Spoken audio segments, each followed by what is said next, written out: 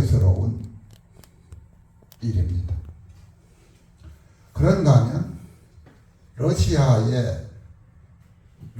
우크라이나가 싸움을 하고 있습니다. 다 염려스럽기 짝이 없습니다. 그러나 우리는 성경을 알면 염려할 필요는 없습니다. 누가 뭐라고도 시편 120편 6절, 5절에 6절에 보면 그런 말씀이 있어요. 예루살렘을 위하여 기도하라. 예루살렘을 사랑하는 자는 형통하리라고 말씀합니다. 지금 현재 돌아가는 상황을 봐서는 사람 생각으로는 그게 맞지 않는 얘기예요. 그러나 하나님의 말씀을 아는 자는 전혀 걱정할 필요가 없습니다. 왜 그럴까요? 예루살렘을 위하여 기도하고 예루살렘을 사랑하는 자는 형통하리라는 하나님의 약속의 말씀이 분명하기 때문입니다. 그 분명한 말씀을 모르고 산다면 참으로 걱정할 일입니다. 그러나 그 하나님의 분명한 뜻을 알고 살면 예레미야서 5장 1절에 보면 그런 말씀이 있어요. 예루살렘 거리를 찾아봐라. 예루살렘 거리에서 찾아보면서 공의를 행하는 사람이 한 사람만 있어도 예루살렘의 모든 죄를, 이스라엘의 모든 죄를 하나님이 사하시겠다고 약속합니다. 한 사람만 있어도, 한 사람만. 제가 이 말씀 왜 하나요? 지금 여기 몇 사람 있어요? 한 사람입니까? 아니요, 6사람이나 돼요.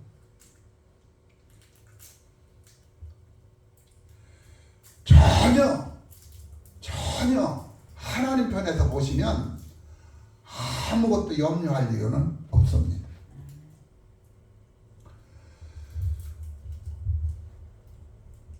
오늘 본문 말씀에서 보면 행복한 바로왕은 한 사람 요셉 하나 잘 아는 것 때문에 자기 백성, 자기 가족, 자기 혈육, 자기를 돕는 모든 사람을 다 행복하게 했어요. 그보다 더 중요한 게 뭘까요? 우리는 한 사람, 예수 그리스도를 아는 사람입니다. 예수 그리스도.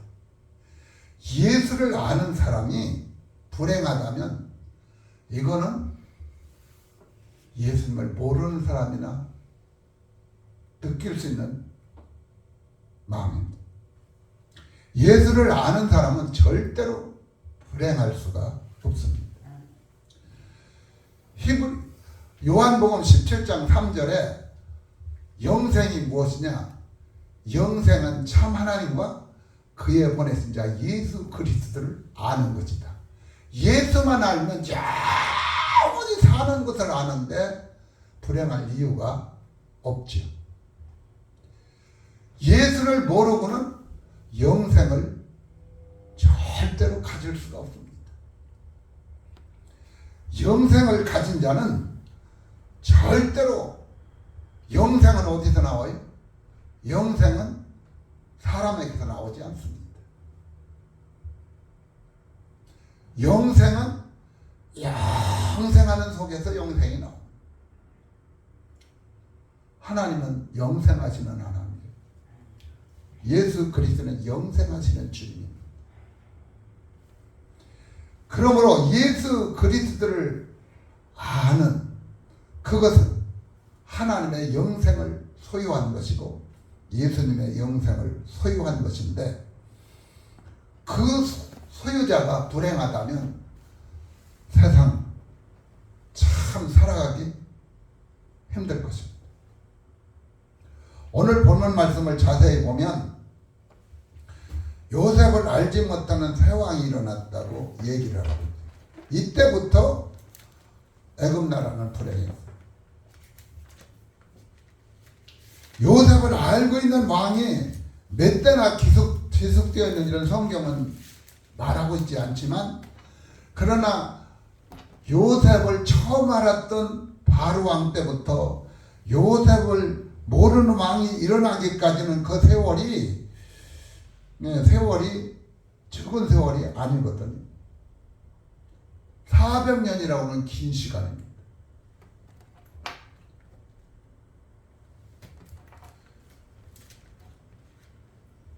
이 요셉을 모르는 왕이 일어나기까지는 히브리 민족은 불행하지 않았어요. 애굽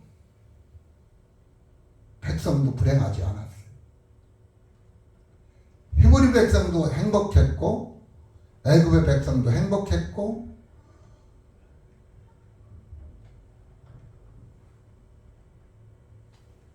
요셉을 알고 있는 그 왕들은 다 행복했어요.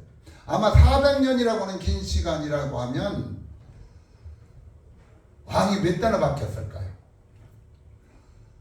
40년씩만 잡아도 400년이라고 하면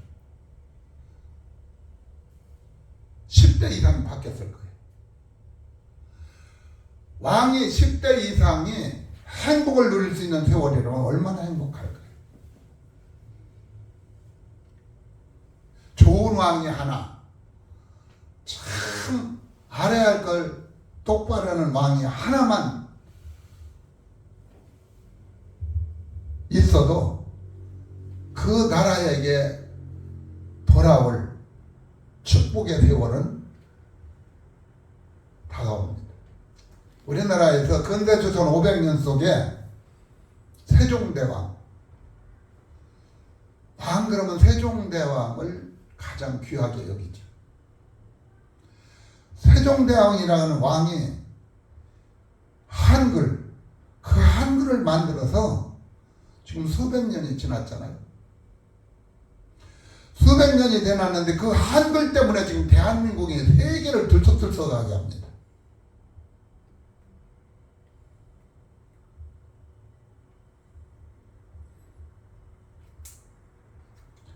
그 한글의 중요성을 알고 있는 임금은 세종대왕 하나뿐이었어요. 그래서 세종대왕이 한글을 만들었는데 그거를 그 당시에 학자들하고 의논해서 만들었다는 말도 있고, 아니라고 그들도 다 반대를 하기 때문에 세종 혼자 만들었다는 말도 있습니다. 그러나 분명한 것은 옛날이나 오늘이나 귀한 것을 귀하게 알고 그것이 귀한 것을 알고 누리게 하기까지는 참 반대하는 사람이 너무 많아요. 우리나라의 구국강병을 만들어놓은 박정희 대통령이 없다면 우리나라 어떻게 됐을까요? 우리나라의 자유민주주의를 모르는 그런 대통령만 있고 자유주의가 뭔지 모르는 대통령이 우리나라 초대 대통령이 됐다면 어떻게 됐을까요? 이승만이라고 하는 대통령이 자유민주주의를 알았거든. 그 사람이 대한민국이 8.15 해방이 돼서 한국으로 돌아오려고 하니까 인간들의 심사는 미국의 대통령을 비롯해서 모든 사람들이 이승만이 한국으로 돌아오는 것을 방해했습니다. 이승만이 돌아오면 그 자유민주주의에 대해서 누구보다도 잘하는 자유민주주의를 잘하는 이승만이 돌아오면 한국이 그 위에 세워질 것을 분명히 알면서도 이승만 대통령이 대한민국으로 돌아오는 것을 당시에 8.15 광복을 맞은 그 당시에 미국 대통령부터 못 따라오게 근데 어떻게 돌아왔느냐? 이승만 대통령은 한 사람을 잘 알았어요. 우리는 세상에 살아가면서 정말로 한 사람을 바로 잘 알아요. 우리는 예수라고 하는 그 한 사람을 바로 잘 알아야 해요. 그래서 예수님은 분명히 말씀하셨어요. 참 하나님과 그의 보낸 자 예수를 아는 것이 영생이다. 영생을 모르고 행복한 사람은 아무도 없습니다. 영생을 알면서 불행하다고 생각한다면 그것은 영생을 모르는 사람. 그러면 이승만 대통령은 누구를 알았느냐? 6.25 때 우리나라 유엔 사령관을 지낸 누구지? 메가더? 네, 메가더. 메가더 장군이 이승만이 메가더 한 사람 알아. 그래서 누구한테도 얘기를 하면 이승만이 못 들어갈 걸 안 이승만 대통령은 메가더를 찾아. 메가더는 이승만을 알았어요. 그리고 대한민국에 당시에 하지 중장이 8.15 해방 그때 당시에 남한을 통치했거든요. 군인은 군인이 통합니다. 그 메가더 장군이 하지 중장한테 소식을 전해요. 이승만 대통령이 대통령을 깍듯이 메가더는 이승만을 대통령으로 그때 인정을 합니다. 왜? 임시정부에서 초대 대통령이 이승만이었기 때문에 그 후로는 킹구가 주석을 했잖아요.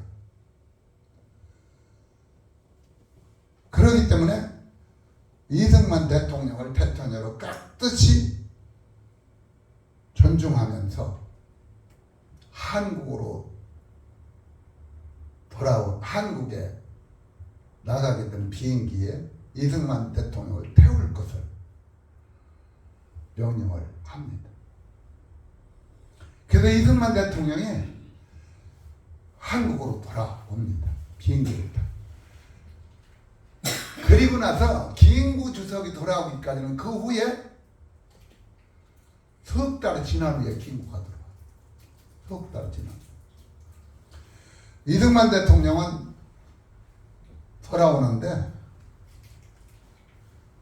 모든 사람들이 환영을 했어요. 미군들을 비롯해서 그 하지 중장을 비롯해서 매수들.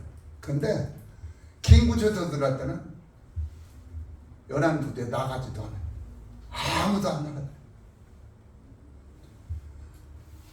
똑바로 아는 사람 한 사람이 그렇게 귀중합니다.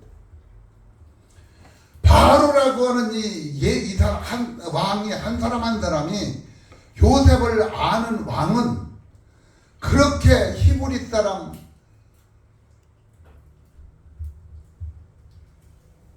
애국 사람 가릴 것 없이 행복하게 만들었는데 요셉을 모르는 왕은 다 불행하게 만들었어요. 오늘날 우리가 살아가면서 왜 불행할까? 주님 가르친 기도를 저는 이렇게 늘 주님 가르친 기도로 시작을 하고 주님 가르친 기도로 끝을 내는 기도 생활 속에서 주님께서 우리에게 주시는 말씀을 보면 일용할 양식을 주옵시옵니다. 많이 가졌다고 일용양식 더 먹나요? 더 먹어서 행복한가요? 못 가졌다고 더 일용양식 못 먹나요? 못 먹어서 불행한가요? 아닙니다. 일용양식을 넘치게 가져서 넘는다고 그건 짐일 뿐이에요. 돈이 많다고 해서 그게 행복이냐? 아니요. 짐일 뿐이에요. 돈이 적다고 해서 불행이냐? 아니요. 너무 적으면 그것도 침이 돼서 불행이에요. 그러나 꼭 맞게 하나님께서 말씀하시는 것은 꼭 맞는 겁니다. 일용양식 꼭 맞는. 하나님은 사람들에게 일을 맡길 때 짐이 되게 맡기지 않습니다. 5달란트 맡긴 사람? 왜 5달란트? 5달란트가 꼭 맞기 때문에. 2달란트? 2달란트가 꼭 맞기 때문에. 1달란트? 1달란트가 꼭 맞기 때문에. 문제는 나에게 주신 것이 꼭 맞는 명품 같은 하나님의 은혜라고 하는 걸 깨닫지 못하면 불행하게 됩니다. 아무리 좋은 옷이라도 내 몸에 안 맞는 명품이 아니고요. 아무리 좋은 신발이라도 내 발에 안 맞는 명품이 아니에요. 하나님께서 내게 주신 것은 내게 꼭 맞는 은혜라고 하는 이 확신 속에서 살아가면 절대로 불행하지 않습니다. 저는 제 자신이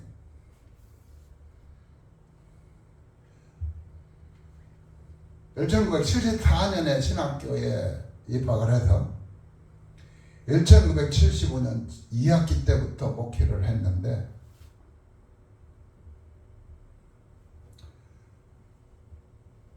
그 세월 속에서 돈이 있고 없고를 떠나서 불행하다고 내가 느껴본 적은 없어요. 주님을 만나는 그 순간부터, 제가 19살에 주님을 만났는데 주님 한 번 딱 만나니까 나는 너무 많은 것을, 주님보다 많은 것을 가지려고 하니 짐이 돼서 불행하고,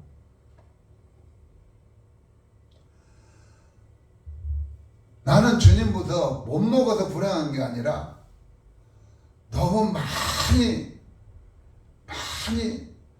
내가 먹으려고 한 것이 불행이라고 하는 것을 깨닫는 그 순간부터 주님 한 분, 그 만족함이 지금까지 살아오면서 나를 불행하다고 그렇게 느끼게 하지 않았어요.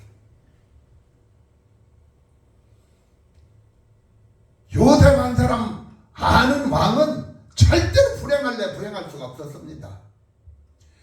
요셉이라고 하는 이 한 사람을 모르는 왕은 아무리 행복하려고 길을 써도 행복할 수가 없었습니다. 요셉이라고 하는 이 한 사람을 아는 왕은 아무리 잘못 저질렀다 할지라도 불행을 느낄 시간이 없었습니다. 그게 왜 그럴까요?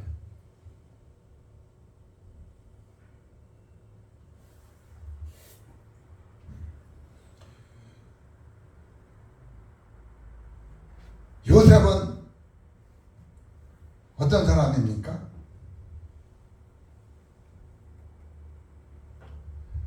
요셉은 한 분을 잘 알아요. 누구를? 하나님을 잘 알아요. 하나님 잘 아는 요셉, 그 한 분을, 요셉이라고 하는 그 한 사람을 잘 아는 그 왕은 요셉에게 다 맡겼습니다. 안 맡긴 게 하나도 없어요. 다 맡겨버려요. 어떻게까지? 인장반지를 뺏어 줘버렸죠. 성경에 인장반지라고 하는 게 그게 뭘 얘기하느냐 하면, 우리가 알다시피 우리나라는 옥새가 있습니다. 옥새. 왕이 쓰는 도장을 옥새라고 그러잖아요. 근데 그 옥새를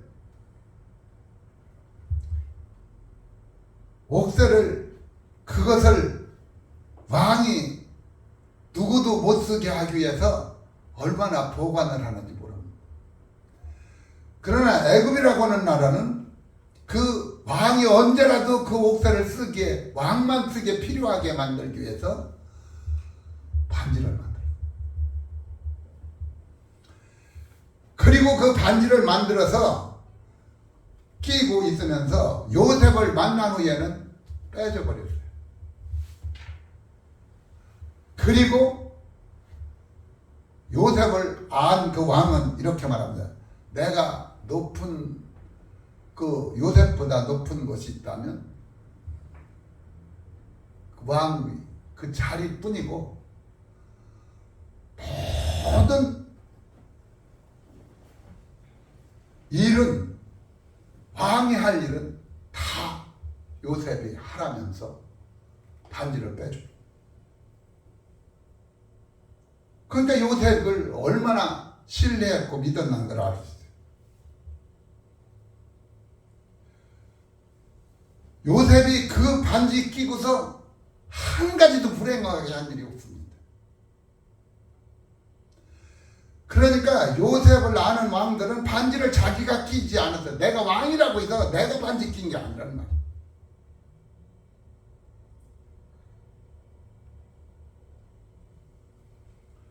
요셉에게 그 반지를 다 넘겨주고, 그리고 요셉이 하는 일을 다 믿어주고, 요셉이 하는 일을 다 따라주었습니다. 그러니까 하나도 잘못되는 일이 없었어요. 근데 요셉을 모르는 왕은 어땠느냐? 다 지가 하려고 합니다. 자기가 하려고 그러고 자기가 다 한다고 생각합니다. 그런데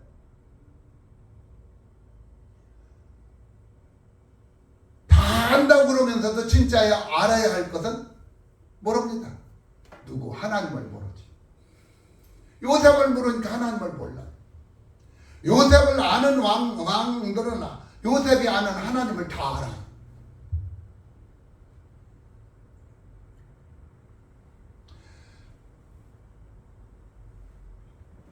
그러다 보니까 요셉은 누구 얘기만 듣습니까? 하나님 얘기만 듣죠.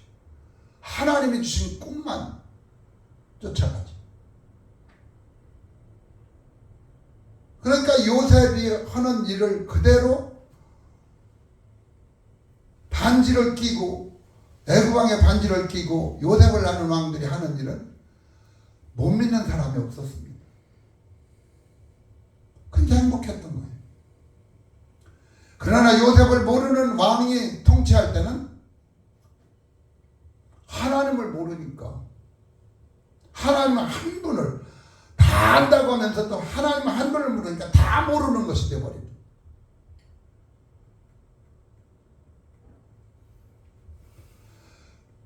그렇게 되니까 어떻게 돼요? 오늘 8절까지만 읽으시라고 제가 9절에 이어서 읽어보면 이렇게 말이 되어 있습니다. 그가 백성에게 이르되 이 백성 이스라엘 자손이 우리보다 많고 강하다. 하나님을 모르니까 사람을 무서워합니다.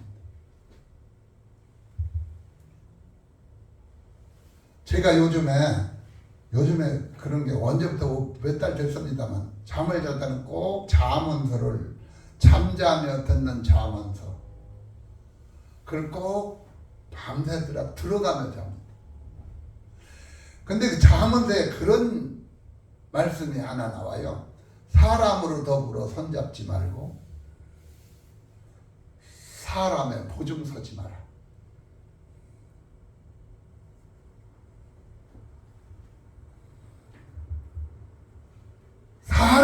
사람으로 더불어 손잡으면 어떻게 될까요? 사람의 보증을 서면 어떻게 될까요? 하나님이 책임져야 될 것도 지가 책임지려고 해요. 여러분, 보증서 주면 돈 못 받으면 채무자가 누구한테 돈 달라고 합니까? 보증서 준 그 사람한테 달라고 하잖아요.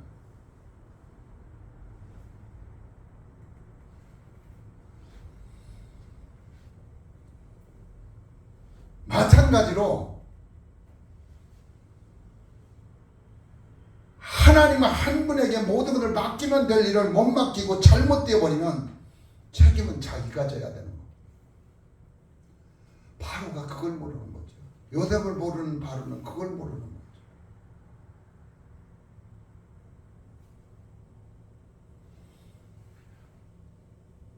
근데 요셉을 아는 바로는 어떻습니까? 맡기기만 하면 돼. 다 맡기기만 하면 돼.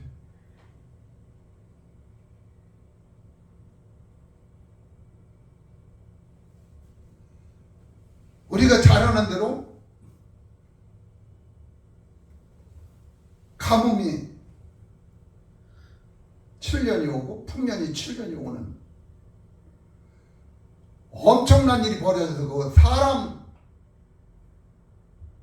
요셉을 몰랐다면, 요셉, 하나님을 아는 요셉을 몰랐다면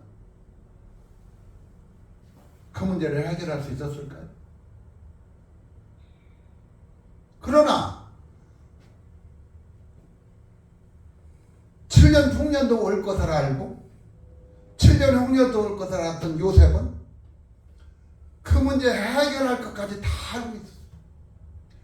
그걸 아는 그를 만난 왕은 다 맡겨버려요.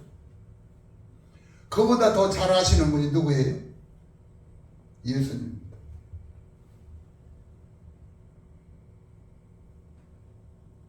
예수님은 부을 아시나요? 영생을 아시죠. 영생은 육신이 누리는 겁니까? 영혼이 누리는 겁니까?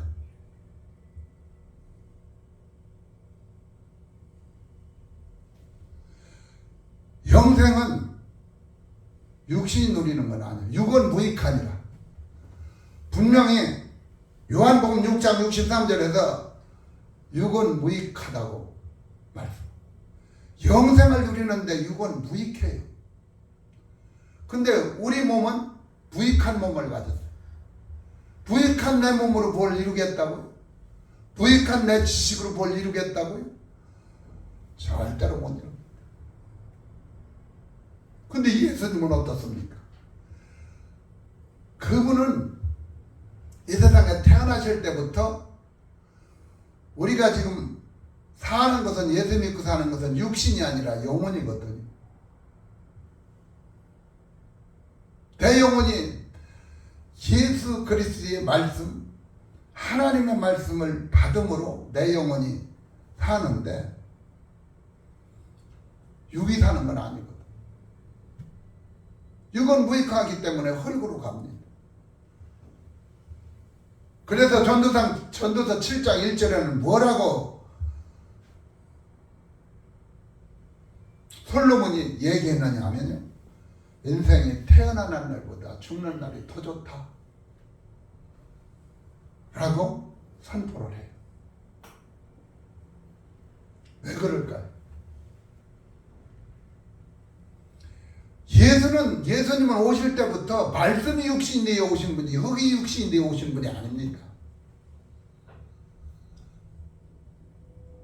예수 그리스도는 말씀이 육신이 되어 오신 분이, 그게 요한복음 1장에 보면 나오죠. 태초에 말씀이 있으니라, 이 말씀이 하나님과 함께 지으니 이 말씀은 곧 하나님이시다.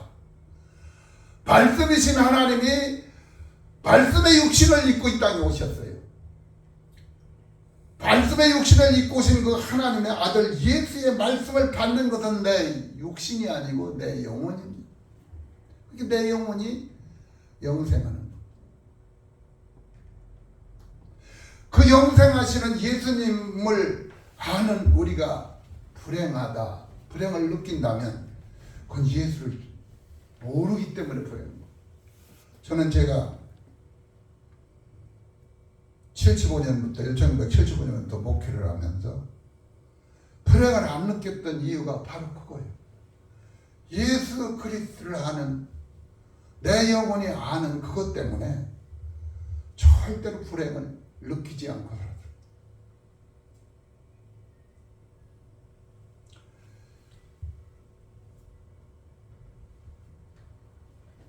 그리고 그때부터 제가 목회를 하면서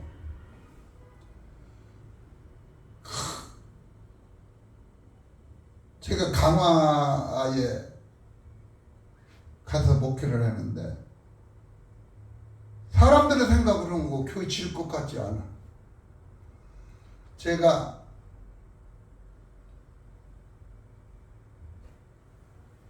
1983년도인가 4년 뒤에 강화에 옮겨갔는데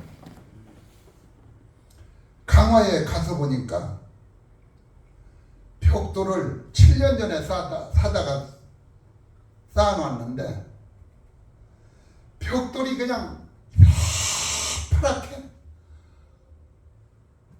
이끼가 꼈어요. 우리 아들들이 거기가 놀다가 괜히 못 모르고 그 미끄러운 줄 모르고 놀다가 발이 까지고 그랬어요. 근데 하나님은 작은 사건을 통해서 일을 보게 하시더라.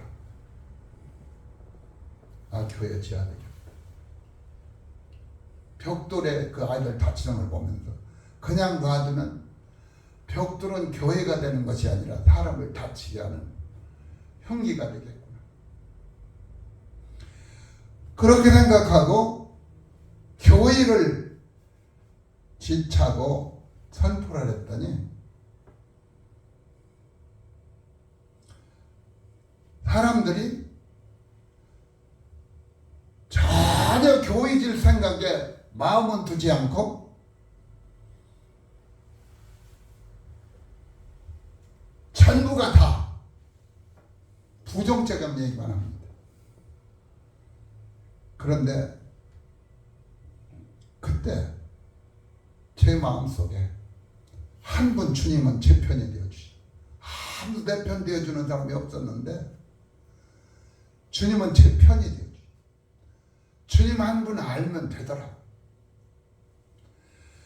그래서 교회를 지차고 하고 교회를 그때 지었는데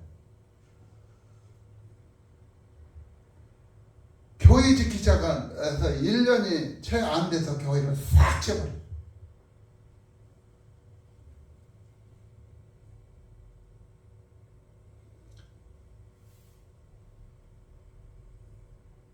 사람들 생각할 때는 그리고 사람들이 헌금을 얼마나 했느냐?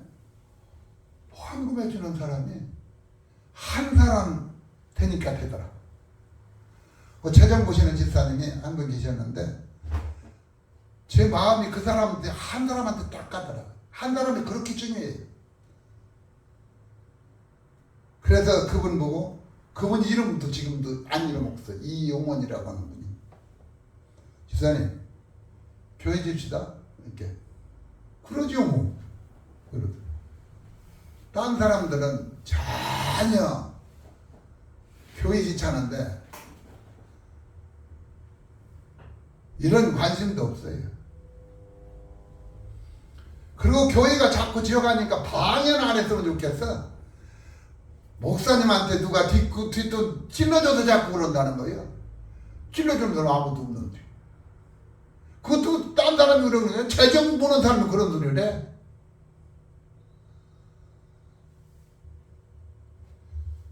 근데 그 떨어주는 분한테 저보고 집사님 제가요 여기서 저한테 생활비 주신다고 하시죠. 그거 생활비 가지고요 저 교회 짓는데 다 헌금할게요. 다 헌금할 테니까 집사님은 넌 5마지기만 헌금하시오. 그러니까 그 양반이 그러죠 뭐. 그러더니 그러시길래 그랬어. 그러면 약속되게 하기 위해서 가시면 예배 마치고 저녁에 오실 때 서약서 하나 써갖고 오세요. 돈 5마지기를 현금으로 드리겠습니다. 해갖고 오라고 했더니 해갖고 왔어요. 한 사람이다. 한 사람이면 된다니까.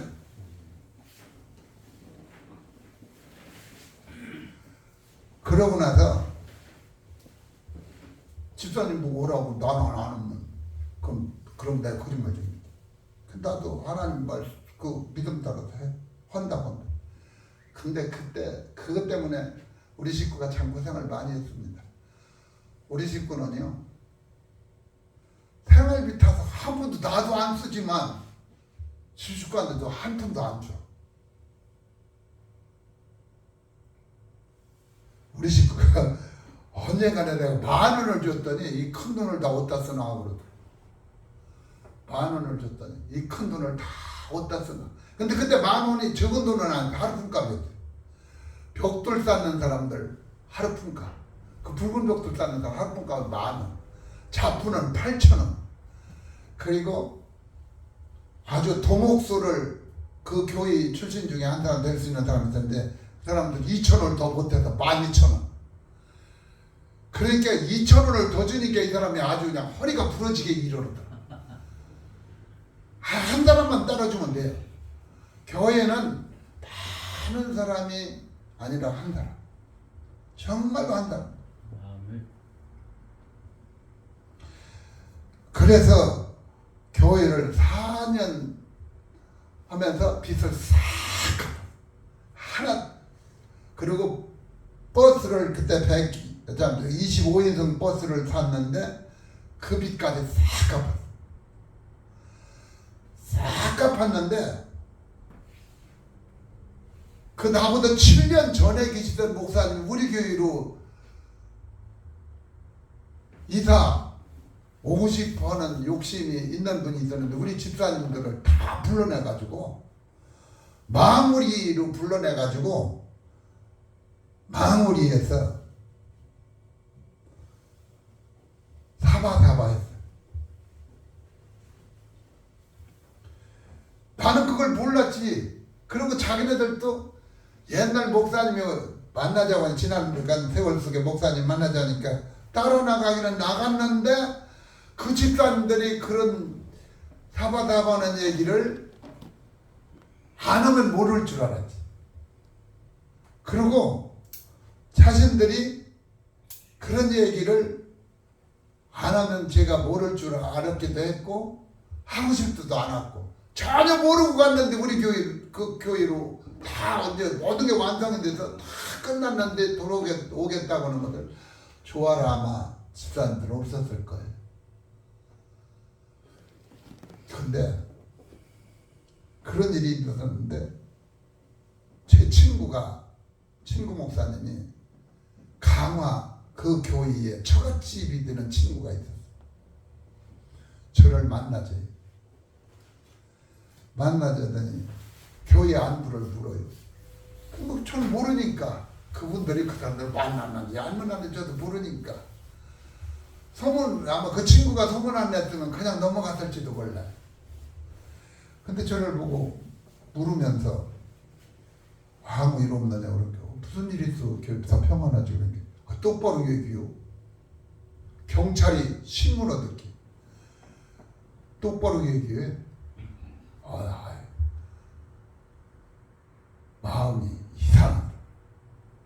너 무슨 소리 하는 거야? 그러니까 7년 전에 있던 목사가 교회 집사들을 불러내서 그런 일을 했다. 그러면서 근데 네가 몰랐단 말이냐 이러고. 근데 그 얘기를 듣는 순간에 제 마음에 속상한 걸로는 한 번에 그거 덩치로 해도 그건 때려눕힐 수 있어요. 내가 어떻게든지 그 사람 내가 이길 수 있어. 말로도 이길 수 있고 경으로도 이길 수 있고 다 이길 수 있어요. 근데 하나님께서 못하게 하시더라. 한 분 하나님이 못하게 하시더라. 한 분 하나님. 그러니까 우리는 하나님 아는 한 사람이 중요한 거예요. 한 사람. 그것만 알면 어떤 것도 무서울 게 없어요. 하나님이 그러시는 거예요. 저한테. 너 여기 평생 있을래? 조용히. 아주 조용히. 너 여기 평생 있을래? 아니죠 그건. 그러면 조용히 해봐라. 그래서 제가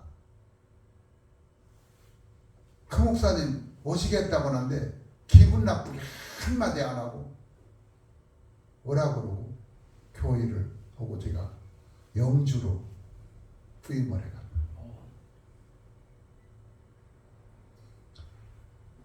부임을 해서 갔는데 하나님은 또 거기서도 할 일을 하나님이 하시고 싶은 일이 있으셔서 나를 그걸 보내. 가보니까 교인은 하나인데 교인은 두 교인의 교인이 있어요. 교인은 하나인데 두 교인의 교인이 있다. 어떻게 생각하십니까? 이해가 안 돼. 그런데 하나님은 한 분이야. 참 가보니까요.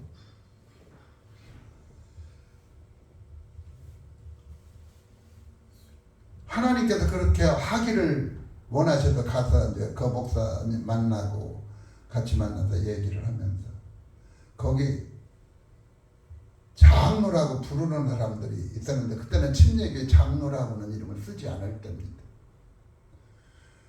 근데 자신들이 장로라고 하는 사람이 세 사람이 있는데 저를 만나자마자 목사님 모셔도 돈은 한 푼도 못 드립니다. 한 푼도 못 준다. 그래서 내가 이 얘기를 하나 했어. 그렇게 하십시오. 하는데 내가 한 가지 꼭 할 말이 있습니다. 여러분들이 밥을 먹으면서 밥 안 주면 여러분이 나보다 더 나쁜 놈. 여러분이 죽 먹으면서 나 죽 안 주면 여러분이 나보다 더 나쁜 놈 되니까 알아서 하라. 그리고 서로 그 교인들이 또 그러면서도 내가 오기를 바래서 거기를 갔어. 가면서 소백산을 넘어가는데 우리 식구가 서럽게 울었어. 나 그때는 우리 식구 우는 거 보고 지금도 마음이 먹먹합니다.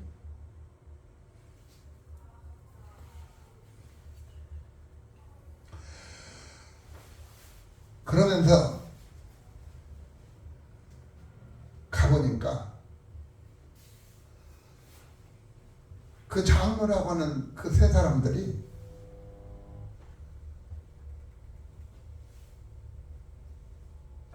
영주 시내에 영주가 10만이 인구가 넘거든요. 10만이 넘는 인구 속에 장로들이 장로기 장로, 감로기 장로, 성결기 장로, 장로들. 근데 침례교는 장로가 없다는 걸 알고 안수집사를 장로 대우를 해줘요. 그러는데도 불구하고 장로병이 들은 거예요. 장로병. 그래서 장로병이 들어가지고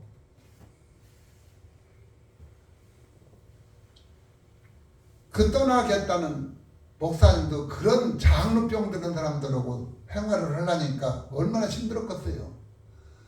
그러니까 내가 장로 세워줄 테니까 나 떠나게 해봐.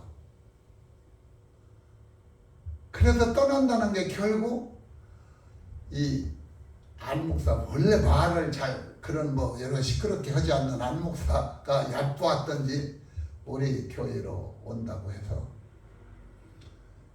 강화로 오고 그리고 내가 그것으로 부임을 해갔는데 가서 하나님 한 분이 일하시는 거지 제가 일하는 건 아니었다고 지금도 생각을 해요. 장로들이 그렇게 껄끄러운데도 불구하고 그 장로들한테 대해서 첫 번에 아무 부딪힘 없이 모든 일을 해나갑니다. 그 장로들이 그게 신기한 거예요. 자기들 보고 장로라고 부르는 그걸 아무런 가책 없이 아무런 부담 없이 불러주는 게 너무 신기하니까 목사님 왜요? 어떻게 그렇게 장로라고 잘 부르십니까? 그래서 난 원래 장로가 있는 감리교에서 자랐고요. 감리교 장로가 있던 성결교에서 내가 목회를 했어요. 장로라고 그 장로제도 집단하는데 장로라고 뭐 잘못했어요? 그랬더니 이 사람들이 더 이상 저한테 어찌 할 수가 없었어요. 그리고 새로 목회자가 부임했다고 하니까 그 안에서 그 장로들을 장로로 부르기로 한 날부터 교회가 둘로 뽀개졌는데 젊은 집사들이 이런 이야기를 했다고 그래요. 장로님 우리 교회에서 세우는 거 우리가 원하지 않는 건 아닙니다. 세우려면 제대로 해서 세우자. 임직해서 모든 사람들한테 잔치도 하고 장로라고는 선포도 하고 그렇게 세워야 되는데 이건 아니지 않습니까? 어느 날 갑자기 죄직해온다고 하더니 떠나신 목사님이 우리 교회의 암수지가 오늘부터 장로입니다. 그렇게 돼버린 거예요. 그러고서 후딱 떠났어. 떠나버려. 근데 제가 그 목사님보다 젊거든요. 젊으니까 자기네들 생각하는 게 부드럽지 않을 것 같은 생각이 왜 안 들었겠어요. 첫 번에 밥 안 주고는 밥 먹고 밥 안 주고 나쁜 놈이라고 했는데 죽 먹고 죽 안 주고 나쁜 놈이라고 했는데 그거 안 좋아하지 않았겠어요. 근데 와서 부들부들하게 하거든요. 그러니까 그게 참 신기했던 거예요. 그러니까 그런 이야기를 듣다 보니까 그곳에 갈려나갔던 사람들이 몇 사람이 또 돌아왔어요. 제 이야기, 그 이야기를 듣고 돌아와서 그 사람들은 갈려나갔던 사람 따라서 나가지 않고 또 협조를 해주더라고요. 그리고 나서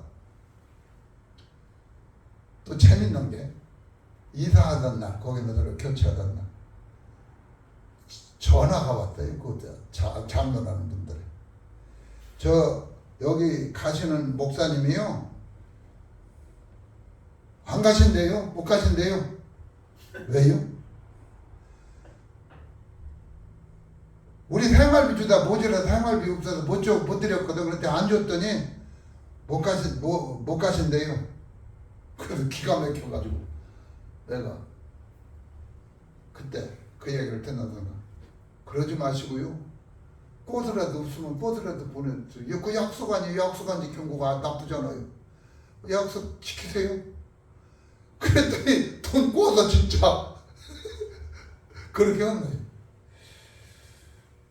그러고 나가서 바로 제가 갔으니까 신방을 해야잖아. 상황을 살펴봐야 됩니다.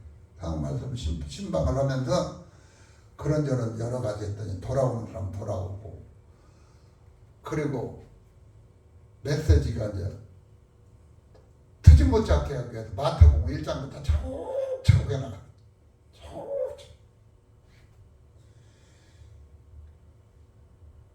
그렇게 메시지를 전하면서 사람들이 생각 밖으로 운동을 많이 하는 거예요. 한 달 되기 전에 들어온 집사들하고 장로들하고 재정을 같이 보면서 목사님 오시고 모든 게 빚 꾼 것도 갚았고 헌금도 들어오고 하니까 목사님 생활비 드려야죠. 그러니까 가진 목사님은 한 달에 40만 원 정도 나는 70만 원 주더라. 한 분을 잘 아는 게 참 중요해요. 한 분을 안다는 게 그렇게 소중해요. 그리고 거기서 제가 또 떠날 때는 그 오신다는 목사님이 그 사람의 사정을 우리가 뻔히 알아요. 그분이 우리 교회로 사람 생각으로서는 오셔서는 안 될 뿐이에요. 왜냐? 십계명의 7번째를 범했으니까요. 그거를 우리가 알았어요. 알았는데도 참 제 아내가 착해요. 거기에 대해서 가타부타 말 안 하고 다 받아준다. 그러고 저보다 더 잘 알아. 저 머리 깎은 것 좀 뭐라고. 교도소도 바로 나와서 머리가 짧잖아요.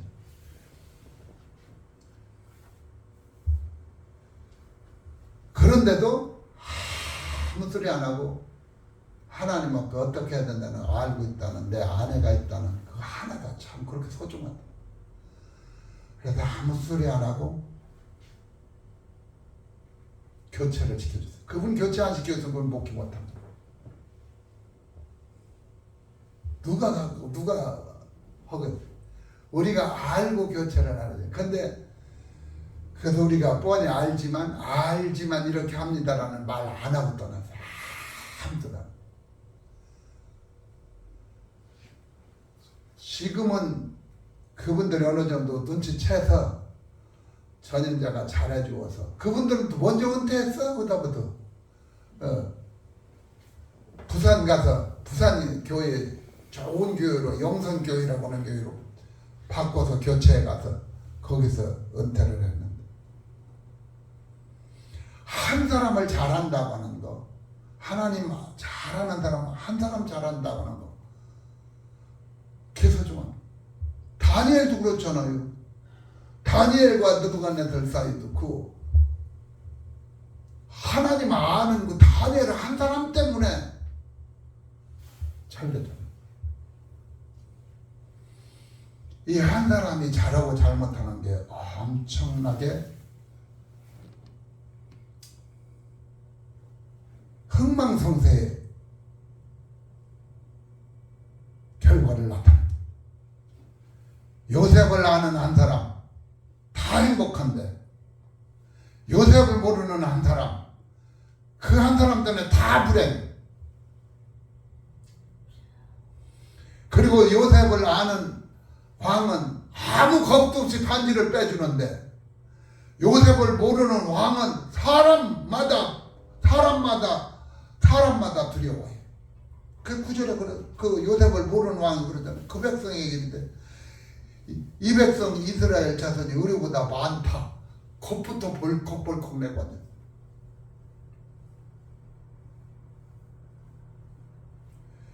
오늘 이 자리에 계신 저도 예수님 믿고 예수님 알고 예수님 구원 받고 예수님 구원 알고 예수님의 성령님의 기도 알고 기도를 맡기고 사는데 우리 모자란 거 있습니까? 아무것도 모자라지 않아요. 저는 아무것도 모자라지 않아요. 모든 것이 행복해. 우리 유 목사님이 인도에 가시는 이 기도원 천국 복음 기도원이 예수님 한 분으로 인해서 지금까지도 모자라는 것도 없지만 남는 것도 없도록 꼭 맞도록 맞춤복으로 꼭 맞는 명품 옷처럼 명품 신발처럼 하나님이 인도해 오셨고 이루셨다는 사실 저는 믿습니다. 앞으로도 하나님은 꼭 맞게 하나님께 무슨 일을 하시든지 하실 줄로 믿습니다. 오늘 제가 낮에 우리 교회 제가 신학교 들어가기 전에 다니던 교회에 그 동네에 목회자 한 10명이나 왔어요. 10명. 근데 10명 정도가 나왔는데 이 사람들의 모임이 있어서 같이 모임을 가졌습니다.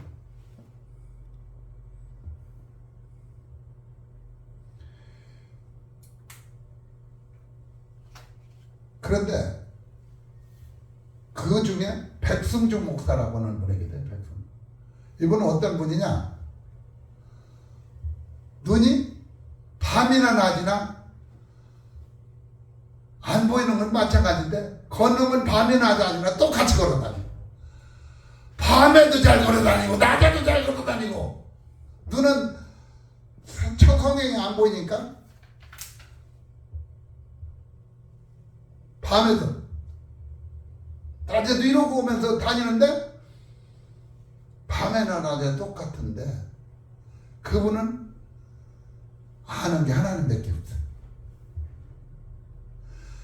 하나님 한 분만 알으니까 그분은 무슨 일이 벌어졌느냐?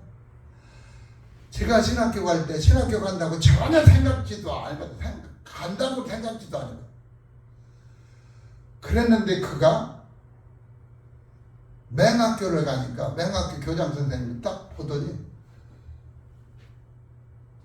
야 이놈아 목사를 맞구나 그러면서 뒤를 탁 치더라고요. 어떻게 아는지. 그러더니 제가 알기로는 제가 기억하기로는 맹학교 3학년 맹학교 과정 고등학교 과정 3년 다 안 다닌 걸로 지가 기억을 하거든. 그런데 그분이 아는 그분 한 분이 힘써주니까 대전 침례신학대학에 합격을 해서 학교에 들어가는데 그 아들 자기가 낳고서 자기 애들 잘 모르는 자기 아버지는 뭐라고 말하면 우리 성중이가 대학을 내가 서열성분하게 장을 치지 아버지가. 그런데 아는 목사님은 근데 하나님 알고 하나님 따라가면 하나님이 책임을 짓습니다. 하나님 한만 알면 하나님이 책임을 짓습니다. 그분이 그러면서 대전서 개척을 했는데 개척할 때 첫 부흥회를 하는데 저보고 와서 부흥회 해달래. 가서 부흥회를 했어요. 부흥회를 하고 보니까 그때는 마이크 시설이 없는 교회도 있고 있는 교회도 있고 그럴 때 근데 그 교회는 마이크 시설이 없어서 개척을 하는데 마이크 시설이 아무것도 그냥 맨목 지금은 소리 이렇게 조용조용 해도 다 들리지만 마이크가 있으니까 그때는 생 목소리로 다 설교를 했는데 설교를 하고 나서 헌금이 들어왔는데 헌금 다 모아서 저한테 사례비를 주는 거죠. 근데 저는 한 번도 부흥회 가서 사례비 받아가지고 제가 별로 써본 일은 없어요. 별로 써본 일이 없어요. 근데 거기에서도 그 받자마자 마이크 시스템을 해주고 싶어서 그냥 주고 왔어요. 그 얼마 전에도 그 얘기 하더라고요. 아유 목사님이 그때 사준 마이크 지금까지 쓴다고. 근데 이 양반이 그렇게 하나님이 개척을 하게 하셨는데 대전에서 장애인 선교회랍니다. 에베네셀 선교회라고. 그 에베네셀 선교회를 이상하게 대전시에서 자금을 다 대줘서 장애인 선교회를 할 수 있도록 하는 그런 기회가 생겼어요. 근데 그것을 신청하는 교단이 장로기 천주교를 가리지 않습니다. 그래서 침례교회에서는 그 백성중 목사라는 분이 신청을 했고 천주교에서도 한 분을 신청을 했는데 그 사람들이 백 목사를 딱 보더니 뭐라고 하냐면 아이 우리가 양벌도 않게 목사님 오시오. 그러니까 그분들도 하나님 알고 이분들도 하나님 아는 사람들이니까 한 사람 양 보니까 그냥 받아서 에베네셀 선교회를 돈 받아서 집 사가지고 그냥 했습니다. 그리고 그 개척교회를 하면서 자기 아버지한테 아버지 나도 아들이고 형도 아들인데 나 상속 줄 거 아니야? 그러니까 줄 바에는 어차피 나중에 아버지 돌아가셔서 주시지 말고 줄 거 이거 지금 띠서 미리 잘라서 나 주시오. 그러니까 아버지가 그래라 어차피 나중에 가져갈 거. 그 아들 불쌍하고 눈도 잘 못 보고 또 자기가 큰소리 쿵쿵 쳤지만 대학 가서 그래도 목사님을 하겠다고는 그 아들을 돕고 싶어서 팔아서 줬어요. 그때 이걸 가지고 가서 옛날에는 이 시골 땅금이 있었습니다. 지금은 땅금이 별거 아니지만 그걸 가지고 대전에 가서 땅 사가지고 그 땅에다가 애쓰고 힘써서 조립식으로 교회를 짓고 그러고 났는데 그거 짓고 나서 얼마 안 돼서 그 땅이 개발지역으로 지정이 됐어요. 우리 저 유목사님 잘 아시고 서울서 그 개발지역으로 그게 되잖아요. 그렇게 되니까 그 보상받은 게 26억이요? 자, 그 될라니까 이상한데 하나님 한 분만 알면 하나님이 책임지신다고. 하나님은 한 분만 알면 하나님 책임. 그러고 나서 보상을 받고 나서 단단데 거기서 그 보상받은 거 얼마 안 떨어진 곳에 체육관이 되는 장충체육관이라고 대전도 그 장충체육관 옆에 교회가 약 300평 가까이 되는 280몇 평, 6평인가 4평인가 되는 교회가 부흥이 돼서 새로 짓고 나가는데 그 얘기를 듣고 거기 장로님들을 만났어요. 만났더니 교회 이거 어떻게 하실까요? 그러죠. 팔아야지. 얼마 받으시는데 10억은 받아야죠. 근데 백목사님 사면은 1억 깎아줄게요. 누가 깎아달라고도 안 했어. 1억 깎아줄게. 아 그래가지고 9억에 두고 받아. 26억에서 9억 조성 얼마 남는 게? 17억 남습니다.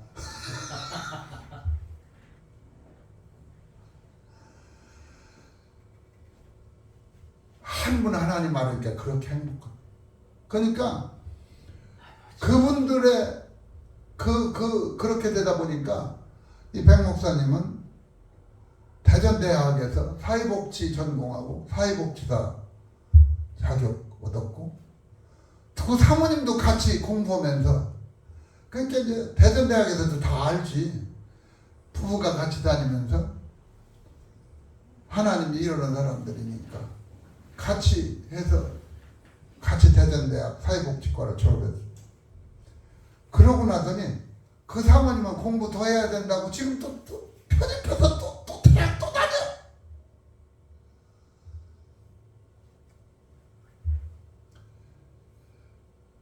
한 분 하나님만 아는 사람 제대로 되면 하나님은 반드시 책임을 짓습니다. 반드시 책임을 짓습니다. 반 짓는 하나님. 저는 그래서 저도 그런 생각을 하고 있어요.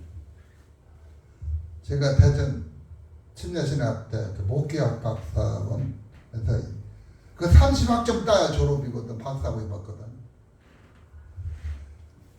그런데 21학점까지 따고 논문 쓰면 이제 27학점 되고 3학점만 더 따면 학위 받을 수 있는데 제가 그렇게 안 했어요. 너무 내가 나를 보다 보니까 내가 박사 소리 듣는 건 너무 죄송스럽다. 그래서 안 하기는 했는데 이제 나이 먹으니까 이제는 그런 생각이 들어요. 지금 제가 나이가 은퇴할 나이가 지났거든. 일반 교회 같으면 장로교나 감로교 성결 같은 벌써 은퇴했어야 돼. 은퇴하겠다고 교회에서 얘기를 했더니 침례교회는 그런 게 없습니다. 침례교회는 성경이 법이에요. 법을 따로 만들지 않아요.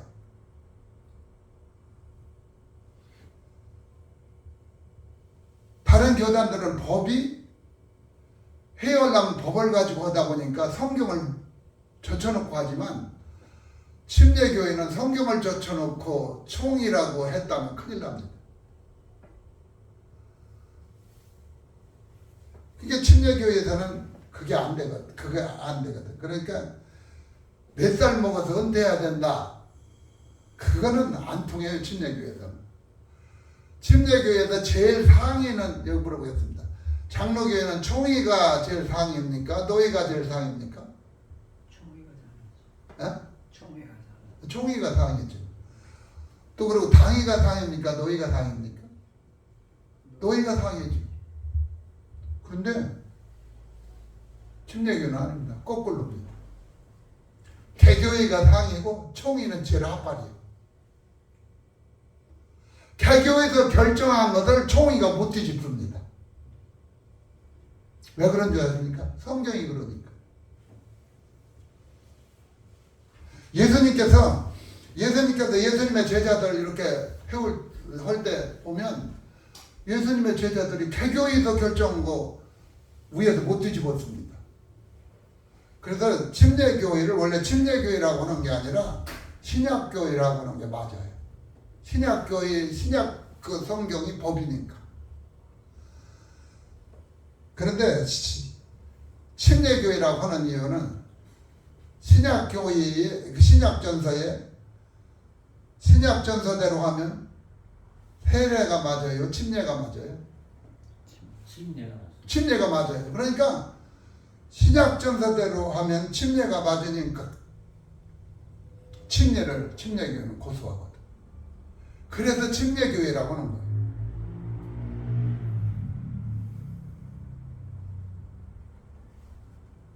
그래서 침례교회인 우리 교회에서 제가 나이가 돼서 그래도 일반 세상에 보는 대충은 있어서 제가 그만 은퇴했으면 좋겠다 그랬더니 팔팔 뛰는 거예요. 목사님 아닙니다. 우리 교회에서는 아닙니다. 그래서 제가 은퇴를 지금도 못하고 있어요. 그래서 지금도 제가 하는 소리가 있어요. 아무 때고 이 담임 목사가 헛소리하고 안 되겠다 싶으면 안 된다고 한마디만 하면 제가 그날 제가 더 있게 해주시오. 구구한 소리 안 하고 보따리 쌀 테니까 얘기하라고 합니다.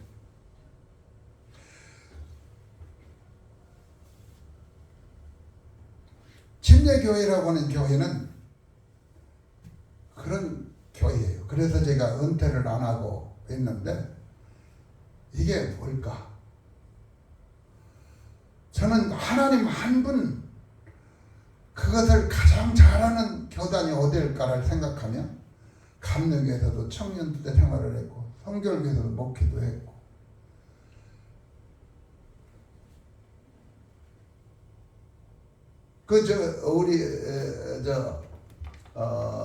연합장로교 신학교 있어요. 연합장로교 제가 방배동의 신학교고 같이 합친 학교인데 거기에 제가 편입해서 3학년 신학과 편입해가지고 거기서 그냥 저도 그때 그 졸업장 거기서 뛰가지고 총신대로 갔으면 유현동 목사님하고 같이 내가 장로교 목사가 됐을 거예요. 근데 지금 장로교 목사가 안 된 것에 대해서 후회가 없습니다. 왜 그러냐? 내가 그랬으면 나 벌써 은퇴했으면 나는 뭐가 돼요? 근데 하나님 한 분만을 잘 아는 하나님 중심의 교회가 침례교회라고 생각한 저는 지금 아무런 불행이 없습니다. 예수 믿는 사람은 가져도 행복하고 안 가져도 행복합니다. 빌립보 4장 11절로 13절에까지 가서 보면 뭐라고 얘기하지? 바울이 내가 빈에도 처하고 부에도 처하고 역경에도 처하고 순경에도 처하고 나는 자족하는 사람이다. 항상 만족한 사람이다. 그래서 난 맨날 행복한 사람이에요. 그 행복이 바울의 그 행복이 어디서 나갈까? 예수님 한 분 하는 것 때문에. 우리 자리에 있는 우리는 세상의 권세도 아니고 세상의 지식도 아니고 예수님 한 분 때문에 영생을 소유한 행복한 사람인 줄로 믿습니다. 아멘.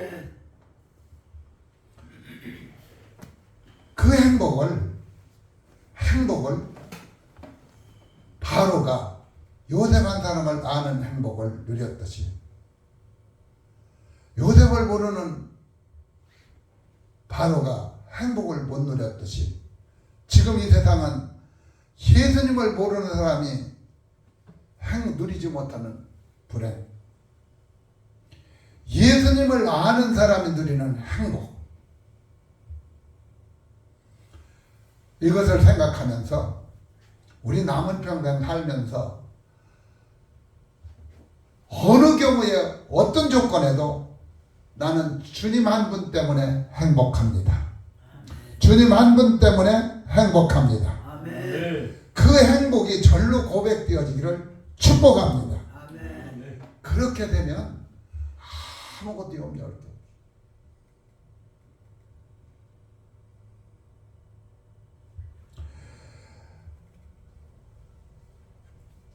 저는 우리 집식구를 굉장히 귀하게 보는 이유 중에 한 가지가 주님 한 분이 저에게 흔들릴 수 없는 주님 한 분만이 주신 꿈이 있습니다. 요셉이 하나님께서 꾸게 한 그 꿈 하나 때문에 요셉 된 것처럼 나는 내 아내가 된 것은 저에게 주신 요셉처럼 그렇게 휘황찬란한 그런 꿈은 아니지만 결혼하기 전에 제가 기도를 했어요. 기도를 했는데 제가 어느 날 서울 그때는 신학교 다닐 때도 아니에요. 신학교 가지도 않았을 때예요. 근데 제가 서울서 차를 타고 내려오다가 저 평택에서 저 동쪽으로 차를 타고 가는 거라. 근데 옛날에 왜 우리 잘 아시죠? 아스팔트 하기 전에 맨 땅 쿨렁쿨렁 하는 도로, 그거 차 타면 어때요? 그 돌만 나면 쿨렁, 도랑만 나면 쿨렁, 내려오려면 쿨렁 이러잖아요. 그런 도로를 제가 차를 타고 막 가는 거예요. 그 꿈을 깨고 나서 희한하다. 뭐 이런 꿈이 다 있나? 꿈도 아닌 것이, 꿈이 아닌 것도 아닌 것이 희한하게, 그러고 제가 거기를 갔어요. 근데 나중에 우리 식구와 결혼 약속을 하고 처갓집을 다니러 가는데 세상에 내가 거기 한 번도 갔다 온 일도 아닌데 그게 내가 왔다 간 길이야. 그게 내가 왔다 간 길이더라고. 근데 그게 나만 그런 줄 알았어요. 그랬는데 제가 또 중신하면 또 희한한 일이 벌어집니다. 몇 사람을 중신했는데 청주 아가씨 간호원인데, 청주대학교 대학병원의 간호원인데, 미국으로 중매했더니 나 미국에 있는 남자하고 중매했는데 미국 목사님도 시집가 버렸어. 근데 내가 또 개척교회 할 때 장로님 딸이 하나 있었는데 목사님한테 충매를 해줬더니 미국으로 또 이민 가버렸어. 그래서 이민 갔는데 또 한 사람, 그 이민을 간 그 목사님한테 이민 간 사모님 가정에서 첫 번에는 고생 많이 했어요. 그 사모님이 가서 시집을 갔는데 말입니다. 이런 일이 벌어졌어요. 시집을 가는 날 눈이 와도 그렇게 옵니까? 엄청난 눈이 막 그날 막 쏟아져.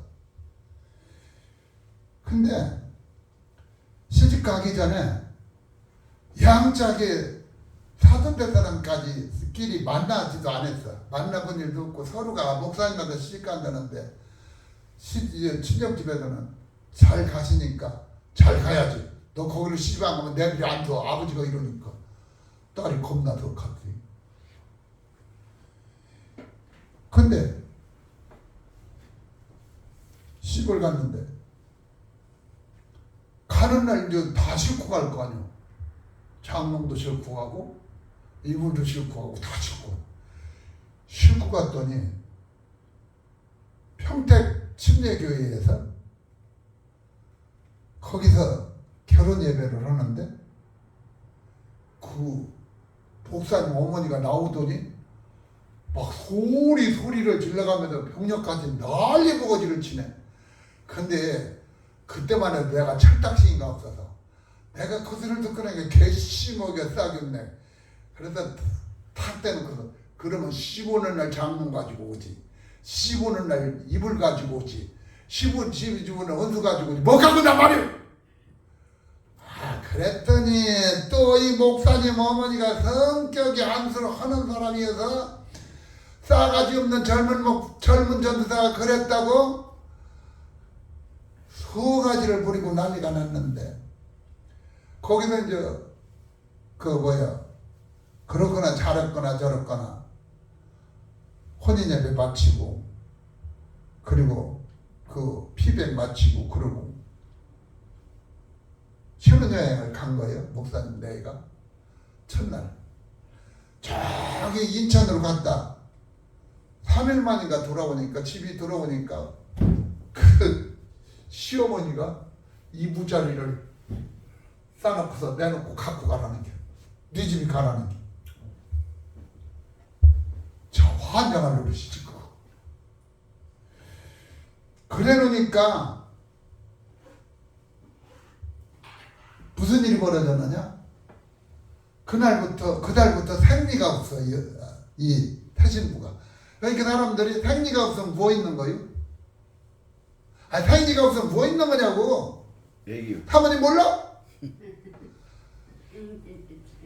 애기가 없으니까 애기 있는 줄 생리가 없으니까 애기 있는 줄 알았다고. 그런데 애기 있는 줄 알고 첫 번째는 그런 생각했는데,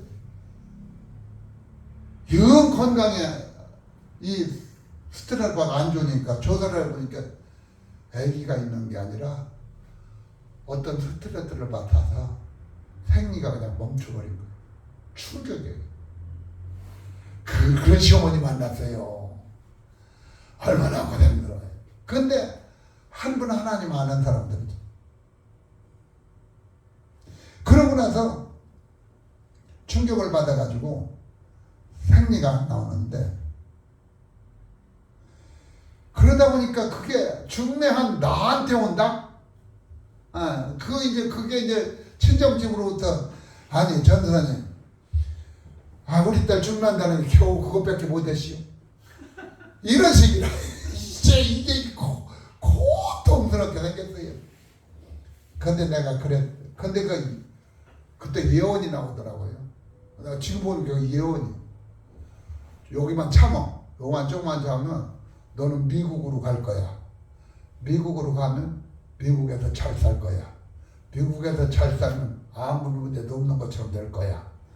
이렇게 얘기를 했는데, 지금 그게 현실로 바로 이루어져 내된다면서 그걸 믿어주게 했지만 저 전도사가 또 뻥치네 이럴 수가 있게 됐지. 그런데도 그게 나중에 그대로 되더라고. 말대로 그대로 돼버렸어요. 그 미국으로 가서 미국의 신학대학 총장 부인이 됐어요. 그 신랑이 미국 가가지고 대학 총장이 됐다니까. 미국에 침례신학대학 총장이 신학대학이 6개가 있는데 침례교였어요. 그 6번째 신학교 총장 부인이 됐어. 그리고 저는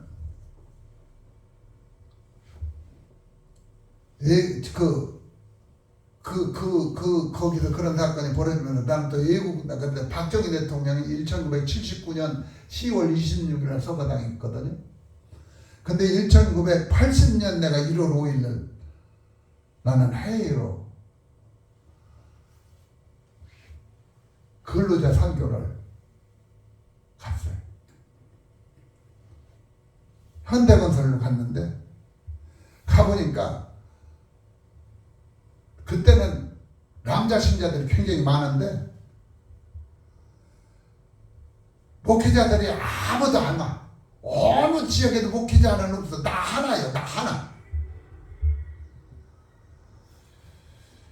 그래서 거기서 목회를 하면서 일을 했는데 마치고 돌아와 보니까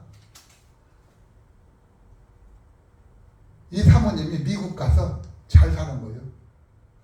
잘 살다 보니까 이제 어렵고 힘들 때는 그 친정집에서 날 달달 볶더니 잘 사니까 이제 나보고 쫓아와서 지 동생도 결혼 좀 시켜달래.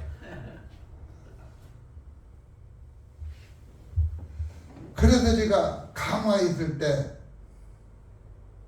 아가씨 결혼을 시켜줬잖아요. 중매를. 그랬더니 중매를 시켜줬더니 데리고 그 시집될 집에 가는데 가면서 그 아가씨가 그런다. 나 여기 언제 왔다 갔는데? 내가 이거 꿈에 왔다 갔는데? 이러더라고. 그래서 이게 꿈에 이게 결혼이라고 하는 게 이게 믿음의 사람들에게는 그냥 하는 게 아니구나. 다 똑같지는 않지만 자기가 좋아서 뭐 마음이 뭐 자기들 좋아서 하는 결혼 그게 대부분이긴 하지만 나 같은 경우 그 언제 가본 일도 없는데 꿈에 왔다 가는 길 찾아가서 거기서 보면서 난 우리 식구에게 나에게 주신 하나님의 배필. 그 자매는 그 남자가 그 자매에게 준 배필. 근데 그 결혼시키는 게 미국 가더라고. 또 그것도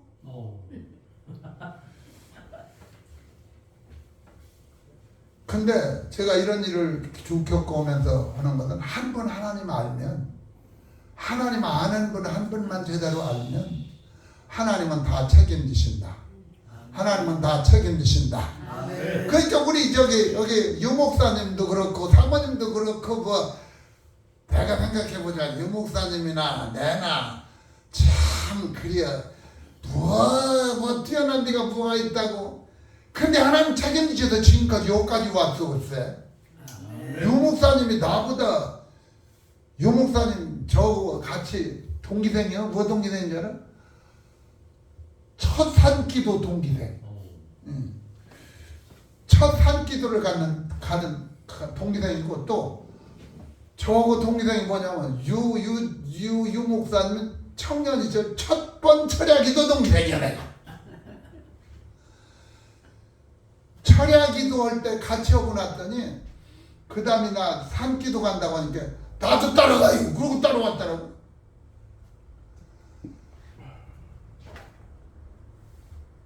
따라왔는데 하나님께서는 책임을 지시는데 우리 목사님보다 참 제가 나이는 많이 먹었어도요 목회는 우리 유 목사님이 더 일찍 했어요.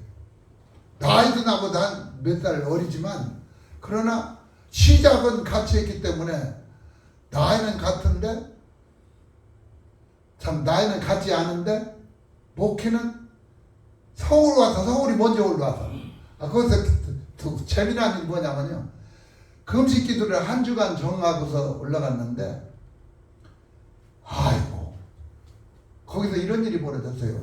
지금도 난 그 꿈을 그래서 난 예수의 이름 한 분 이름이 얼마나 귀하고 강하다는 걸 지금도 기억을 합니다. 그래서 무슨 일이 벌어지면 주야 한마디 하면 아무것도 문제되진 않더라고요. 근데 산에서 기도를 하는 밤에 잠이 들었는데 어디서 그렇게 아름다운 음악 소리가 들리는 게 귓구멍에 내 귓구멍에 그러더니 이게 소리가 아름답게 시작은 했는데 점점 갈수록 소리가 커지더니 시끄러운 소리로 변하더라고. 시끄러운 소리로 변하더니 이 소리가 변해서 나중에는 내 목을 쥐고 누르는데 숨이 넘어갈 것 같아. 숨이 그때 내가 경험한 것 그 잊을 수가 없어요. 아유 숨 넘어갈 것 같아. 숨 넘어갈 것 같은데 그때 주님을 부르니까 이게 목을 막아놨더니 소리가 나올 일이 있어요? 안 나오지 잘. 근데 그렇게 쓰다가 말고 쫙 풀어져 나가요. 그러고 나서 그 후부터는 제가 주님 그분 한 분의 이름 어떤 일만 있으면 그 이름만 의지하고 살았어요.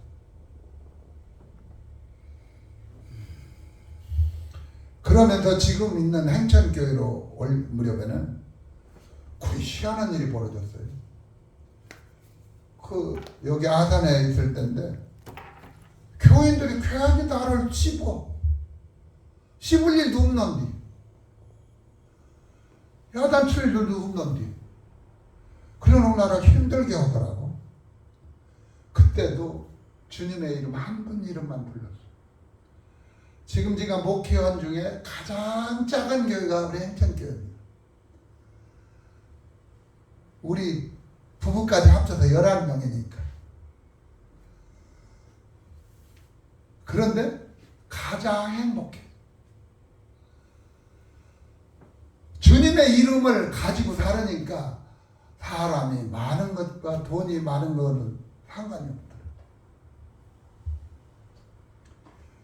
주님 그분 한 분 이름을 가지고 살으니까 그와 상관없이 살다 보니까 여전히 그전보다 강화했을 때 그 교회는 120명이었어요. 신자가.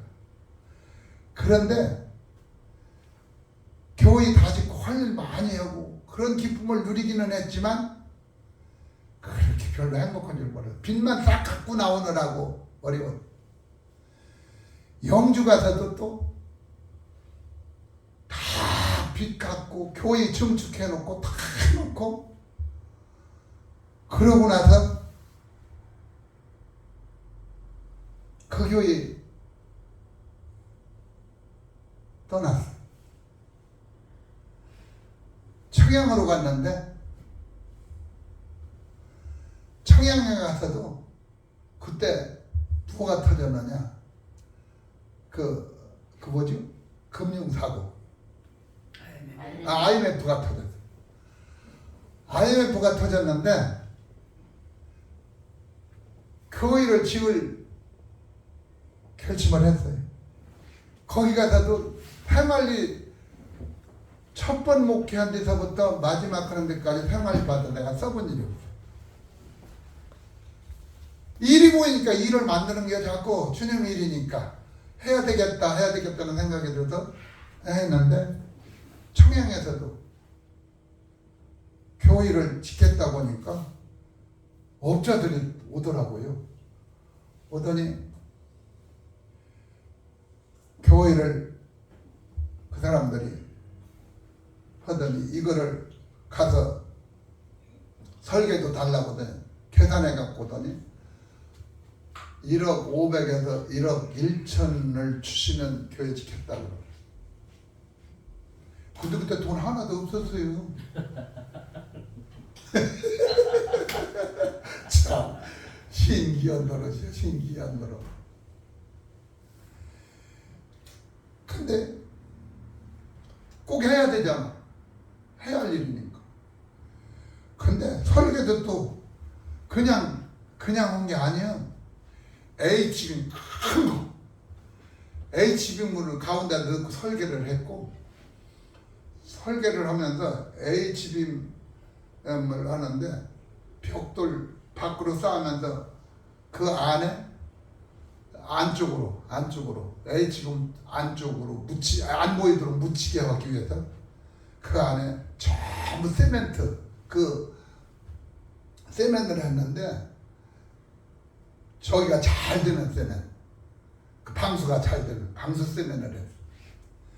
그리고 나서 거기다가 또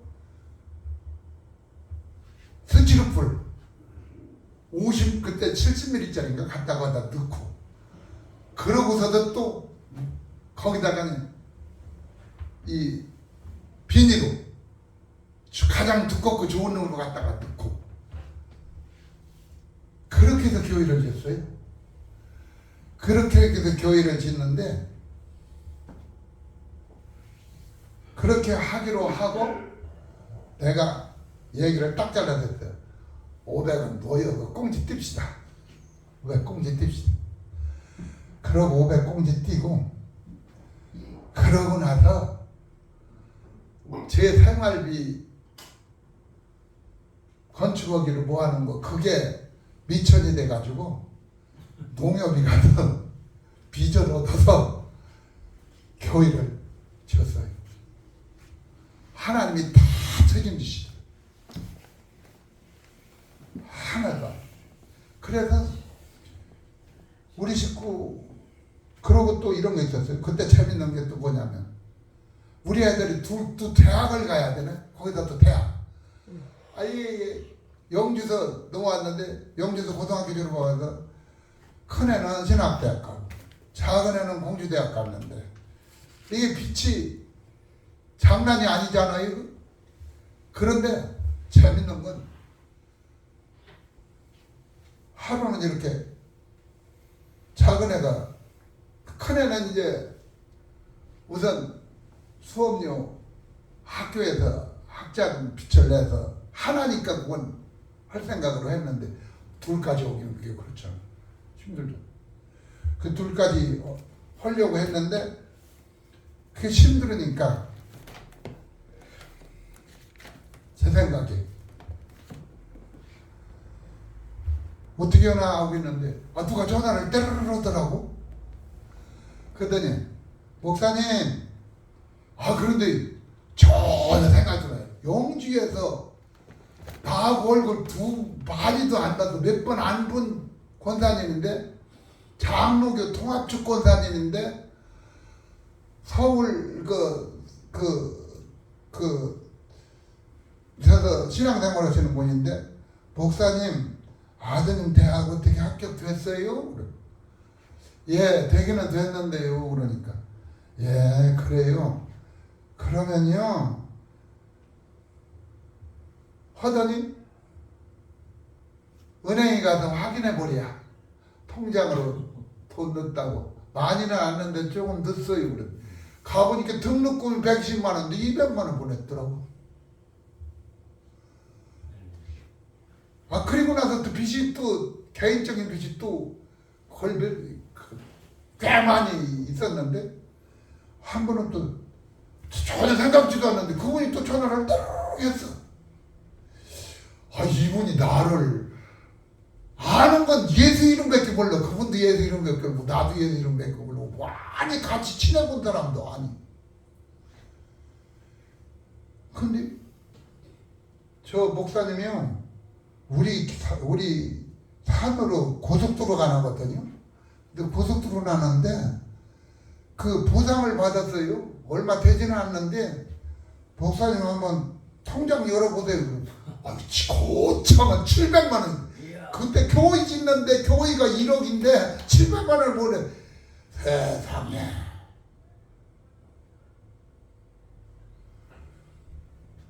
그래서 살아오면서 예수님의 이름 한 분 때문에 늘 행복해. 늘 행복해.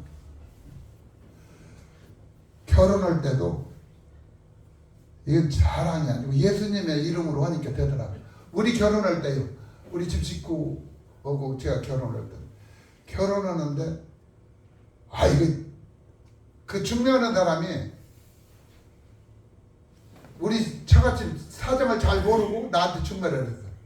처갓집이 시집 제가 장가를 가면 우리 식구가 큰 딸이고 밑에 동생 여동생 둘이 있고 그리고 고무신 가게 하는 오빠가 한 사람이 있대야.